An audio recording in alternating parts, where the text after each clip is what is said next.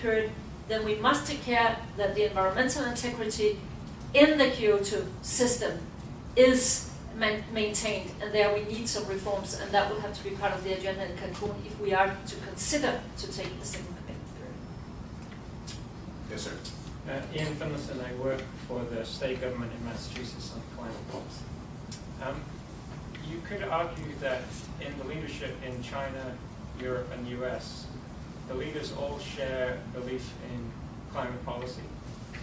But within those regions, there's a wide disparity in support for those policies from the broader population.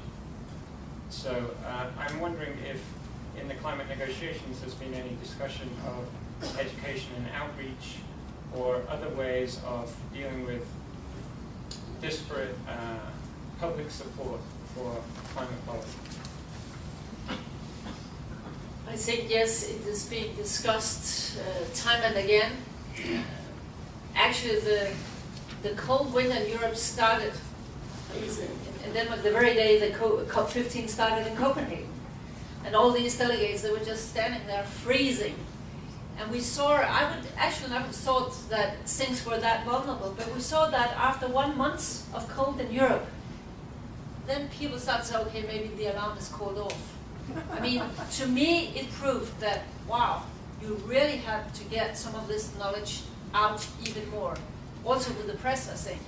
There is this tendency in press always to find someone who says there's not a problem and someone who tells you that there is a problem, and then they have a 5-10 minutes in a TV show, and then that's it, and the viewer cannot find out what is up and down.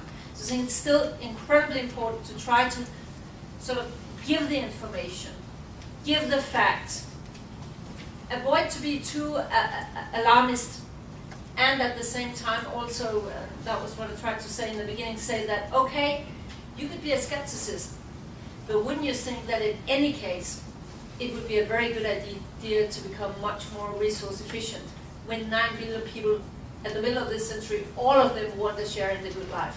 So I think with this energy efficiency agenda, then it's probably easier to reach out to people, also to sometimes argue that you could actually earn money by in an industry or in a household or whatever, in a municipality, in a state, to become more energy efficiency. Actually, it can pay off if you do it in an intelligent manner. One thing that will not work is if people get the impression that to be serious about this means that we're going back to the Stone Ages, and you cannot have the mobility, and you cannot have this, and you cannot have that, and it's a grey and dull society awaiting. And there I think it's very important that we sort of disseminate the good examples, the intelligent solutions. So this is not about sort of a lot of sacrifices, it's about more